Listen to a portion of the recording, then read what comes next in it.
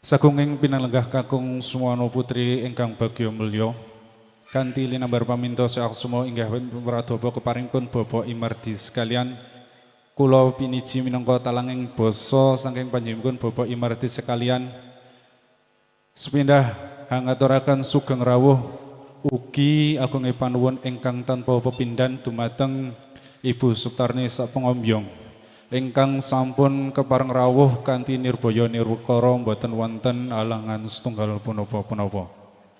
Salajengipun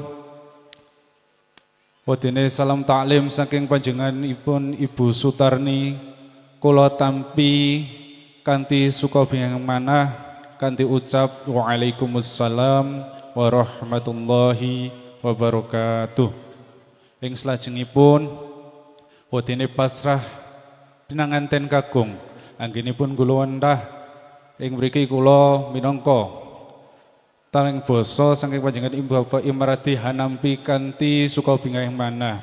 Ing salajengipun Bapak Imardi sekalian ngaturaken agunging panuwun ingkang tanpa pepindhan menggah sedaya peparingipun Ibu Sutarni minangka prayekti kasuking katresnan dumateng Bapak Imardi sekalian.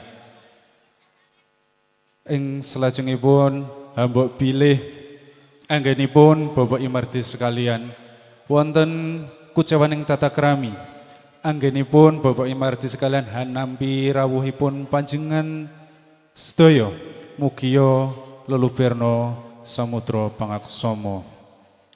Semadyan ugi kawula minangka talenging basa saking panjenenganipun Bapak Imardi sekalian hamba bilih wonten goyak-gayuk ing wicara cawuk kisur yang paramaserta wimiwah kirange subasida kula nyuwun agunging samudra pangaksami.